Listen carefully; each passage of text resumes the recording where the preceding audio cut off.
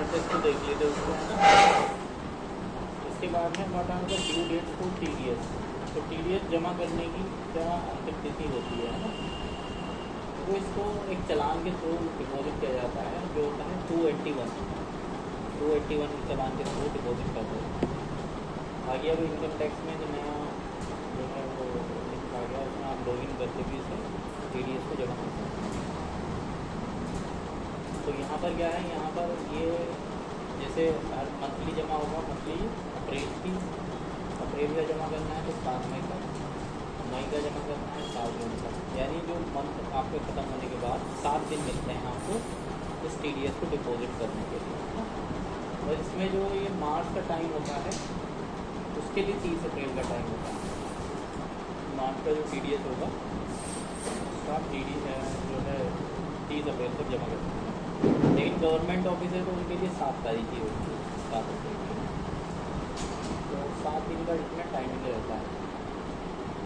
ये डिपॉजिट करा देते हैं। फिर आता है which are the different forms prescribed for TDS return.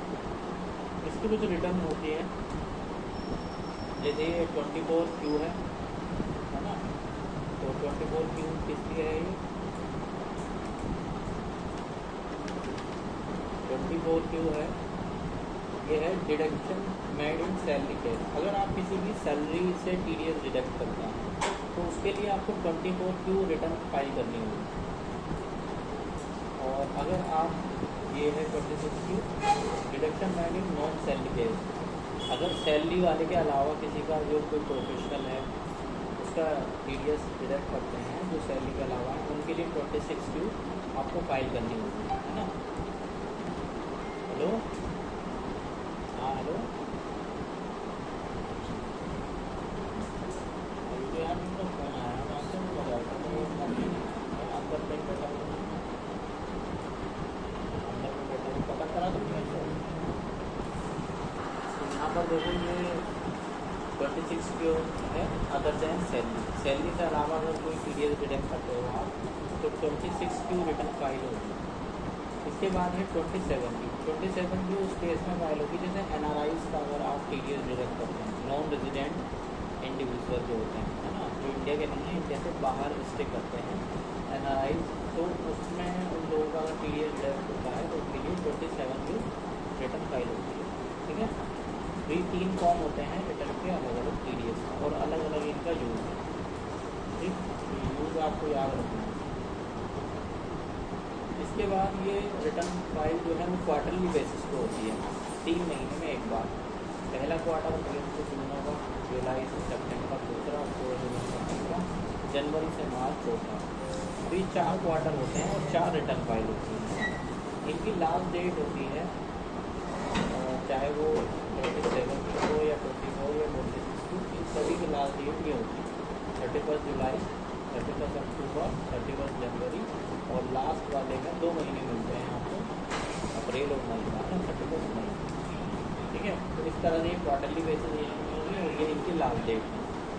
तो इन सब का क्वेश्चन आपसे कोई भी पता कर सकता है, कौन सी रिटर्न है और कौन सी रिटर्न किसके लिए फाइल होती है, इसकी लास्ट डेट क्या होती है ना।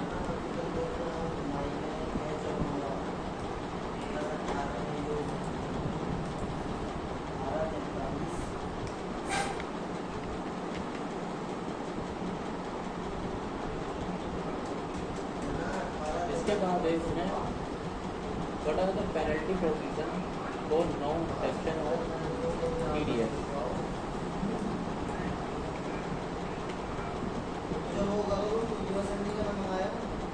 नॉन डिडक्शन ऑफ टीडीएस, तो मान लो आपने किसी का टीडीएस डिडक्ट नहीं किया तो उसकी अलग अलग कंडीशन हो सकती हैं, ठीक है। तो उन केसेस में किस तरह की पेनल्टी इसमें लगती है, तो पेनल्टी से रिलेटेड भी क्वेश्चन आते हैं इंटरव्यू में। Consequences of non deduction of TDS, if a person who was responsible for deducting tax at source fails to do so, then the assessing officer has power to disallow all of the such expenditure for ascertaining taxable profit. अगर आपने किसी का TDS काटना था और आपने नहीं काटा है ना, तो उस वाले एक्सपेंडिचर को असेसिंग ऑफिसर डिसअलाउ कर सकता है।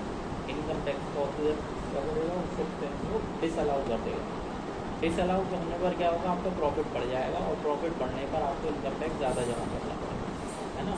होगा ये, जैसे आपने trading profit and loss balance sheet बनाई थी मैनुअली जो की थी, है ना, तो उसमें नेट प्रॉफिट था, तो नेट प्रॉफिट पे इनकम टैक्स कैलकुलेट होता है।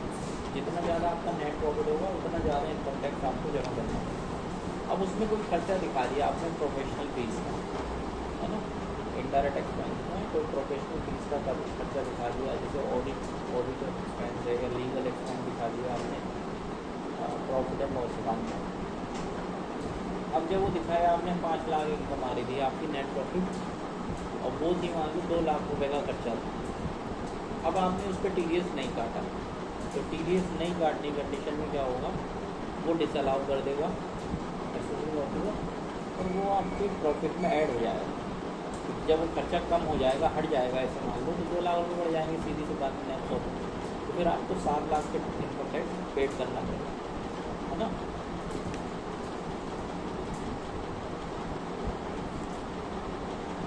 दूसरा पॉइंट है late deduction of TDS। Tax is to be deducted at the time of payment credit getting due और payment whichever is earlier. तो TDS काटने का क्या तरीका होता है, या तो पेमेंट पहले आ रहा तो उसको काट लो, और बिल अगर पहले इशू हो रहा है तो उसको काट सकते हो। जो भी चीज़ पहले होती है उस पर TDS काटा जाता है। In the term of income tax even a single day is counted as a month for the purpose of calculating. अगर आपका एक दिन भी लेट होता है तो पूरा मंथ का इंटरेस्ट काउंट होता है। In cases of late deduction of tax interest at 1% per month of the TDS amount subject to the maximum amount of TDS is paid। तो 1% आपका TDS जो है इसमें इंटरेस्ट लगेगा उस अमाउंट पे, TDS के अमाउंट पे, लेकिन ये अमाउंट आपकी TDS के अमाउंट से ज़्यादा नहीं हो सकती। यानी जितना आपने TDS काटा है, अगर इंटरेस्ट कैलकुलेट होते होते उतना अमाउंट हो गई या उससे ऊपर अमाउंट चली गई, मान लो TDS काटा था आपने किसी का 1000 रुपये का, है ना, अब उस पर इंटरेस्ट लगने के बाद वो इंटरेस्ट 2000 का हो गया, तो इंटरेस्ट मैक्सिमम आपका 1000 ही माना जाएगा, 1000 TDS और 1000 इंटरेस्ट, लेकिन वो इंटरेस्ट कैलकुलेट होने के बाद 2000 का हो गया, ठीक है। For example ABC company was suppose to deduct tax of 20,000 but instead the same was deducted by the company on 1st of August. In this case, interest of 200 at the rate 1% of month is required to be paid by the assessor। तो यहाँ पर क्या है, यहाँ पर जैसे 20,000 रुपये आपका TDS कटना था, है ना, उस पर 20,000 TDS कटना था, लेकिन वो आपने देर से जमा किया, 15 जुलाई को मतलब काटना था और काटा था उसको 1 जुलाई, तो उस पर जो है 200 रुपये का 1% के हिसाब से TDS लग जाएगा, ठीक है। तो ये तो हो गया लेट डिडक्शन ऑफ TDS। अब late payment of TDS। Late payment of TDS का मतलब है TDS तो काट लिया लेकिन जमा करने में देरी किया आपने। Tax is to be deducted at the paid to the credit of government on every 7th of the succeeding month in which the tax has been deducted. Otherwise, 1.5% month of TDS amount subject to maximum amount of TDS। For example, ABC Limited was supposed to deposit TDS of ₹20,000, deducted in the month of April by 7th of May, but fails to deposit the same time and actually deposited same in the following month।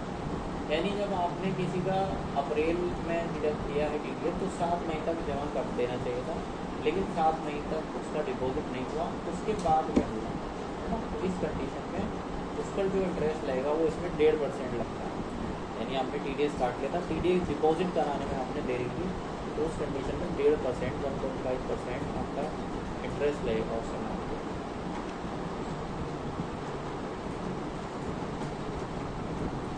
Late filing of return of TDS।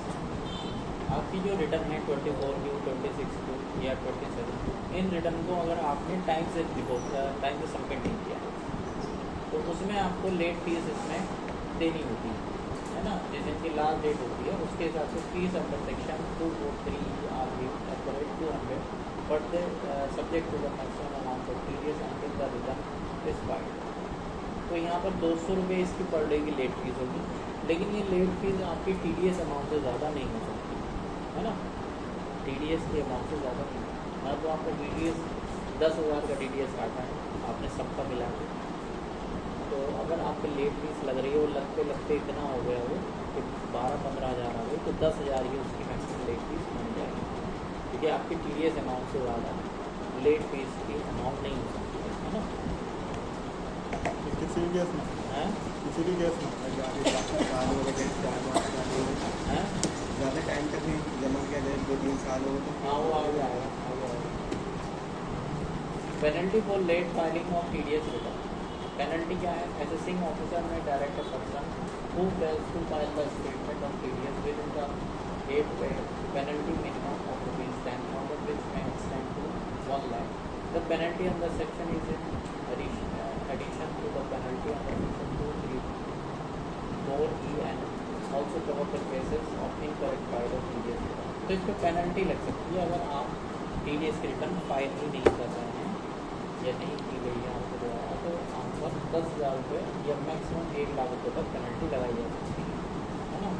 No penalty under section 271H will be levied in case of delay of filing the TDS return if following condition are satisfied. ये penalty नहीं लगेगी अगर आपकी ये condition satisfy हो जाती है। क्या है condition? The tax deducted collected is source paid to the credit of the government, यानी आपने जो टैक्स डिडक्ट किया था वो आपने गवर्नमेंट को जमा करा दिया। Late fees and interest is paid to the credit of the government, आपने जो लेट फीस की इंटरेस्ट थी वो भी जमा करा दिया। TDS return file before the expiry of period of 1 year from the due date specified date, और आपने 1 साल के अंदर अपनी रिटर्न फाइल कर दी है, तो अगर ऐसा सब कुछ हो गया है तो फिर ये वाली पेनल्टी नहीं रहेगी, है ना। Penalty equal to the amount that was paid to the deducted collected और रेमिटेड में बी प्रोसिक्यूशन। देखो इसमें कुछ फ्रॉड के केसेस होते हैं। Section 271B, if a person have to pay the credit of the central government, तो अगर आपने कोई फ्रॉड किया तो वो से TDS काट लिया, जमा नहीं किया, तो इस केस में क्या होगा? The tax deducted at source by required by the under provision of section 17B, he shall be punishable and with rigorous imprisonment for a term which shall not be less than 3 months but which may extend to 7 years and with fine. तो इसमें jail का punishment है ना, कम से कम 3 महीने की सज़ा होगी और ज़्यादा से ज़्यादा 7 साल की हो सकती है विद फाइन। तो ये इसमें क्या होता है? इसमें पनिशमेंट किया जा सकता है उन लोगों को जो इसमें कोई फ्रॉड करते हैं।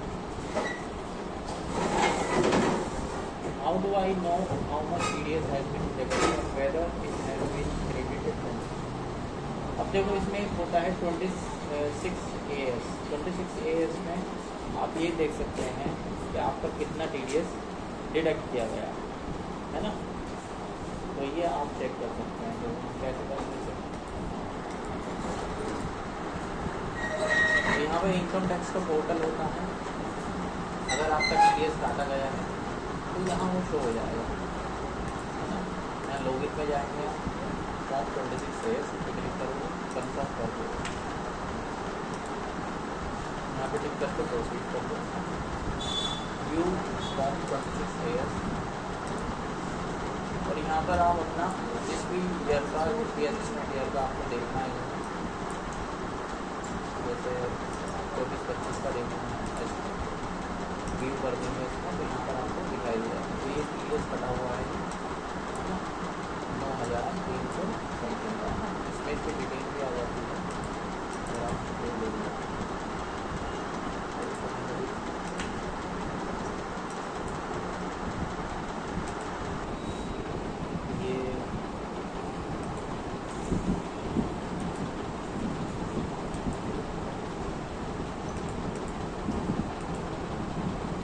ये सारा जहाँ भी कटता है ना, जो भी लोग काटेंगे उनका नेम आ जाता है यहाँ पे, है ना, अलग अलग जगह से, और ये डिटेल आ जाती है, कितने क्रेडिट्स हुए हैं और कितना TDS वगैरह काटा है, तो 26 AS में शो हो जाता है।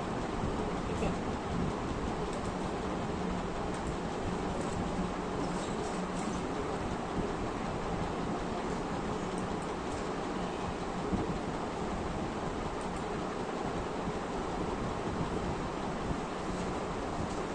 अच्छा दूसरा मैं इसका पेमेंट का बता रहा था TDS का, तो यहाँ पे E-पे टैक्स होता है ना, E-पे टैक्स पे जाके जो है इसका पेमेंट किया जाता है।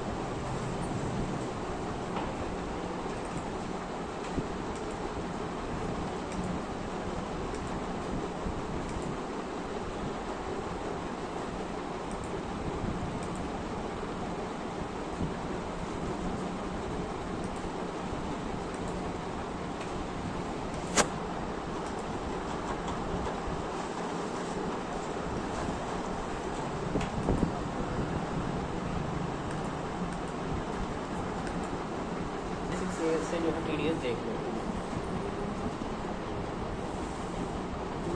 अच्छा इसमें आते हैं, can I request that you accept amount deduct tax from an amount and pay the whole amount. क्या कुछ कंडीशन ऐसी है जहाँ पर हम TDS हमारा ना काटा जाए, उसके लिए अप्लाई कर सकते हैं। तो इसमें देखो एक फॉर्म 15G और 15H होता है, मोस्टली ये बैंक में यूज़ करते हैं। जैसे मान लो बैंक में आपको कोई FD वगैरह है आपकी और उस पर TDS वो काट रहा है, इंटरेस्ट अगर 10,000 से ज़्यादा मिलता है तो TDS काटते हैं, है ना। तो उस कंडीशन में आप ये फॉर्म फिल करके दे सकते हैं। 15G इंडिविजुअल्स के लिए है और सीनियर सिटीज़न के लिए है 15H। तो एक फॉर्म होगा, फॉर्म में आप ये डिक्लेरेशन दे दोगे भाई मेरी इनकम जो है ज़्यादा नहीं है ना, तो उस हिसाब से फिर बैंक आपका TDS नहीं काटेगा। इनकी डेट्स होती हैं अलग अलग, 15G और 15H। जैसे पहले क्वार्टर की डेट होगी 15 जुलाई, 15 अक्टूबर, 15 जनवरी और 30 अप्रैल, ये अलग अलग डेट्स होती हैं इस फॉर्म को फिल करने की।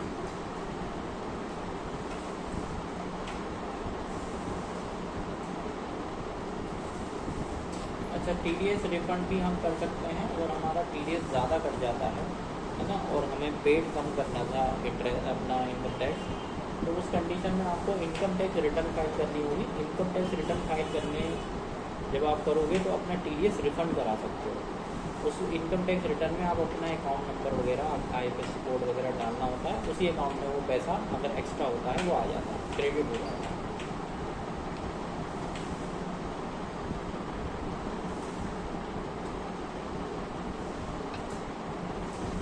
देखो जो TDS रिटर्न फाइल करते हैं उससे रिवाइज भी किया जा सकता है, मतलब आपसे गलत रिटर्न फाइल हो गई और रिटर्न गलत फाइल होने की कंडीशन में आपको उसमें कोई डेटा, जैसे पैन नंबर गलत पड़ गया, अमाउंट गलत पड़ गया, इस तरह की कोई भी दिक्कत होती है तो आप उसे चेंज कर सकते हो, उसे रीसबमिट कर सकते हो उस रिटर्न को। लेकिन ये 3 दिन के बाद जो है रिटर्न आप सबमिट कर पाओगे। आपने जैसे रिटर्न फाइल कर दी तो 3 दिन तक वो जो है 3 दिन के बाद में आपको ऑनलाइन अपडेट होता है।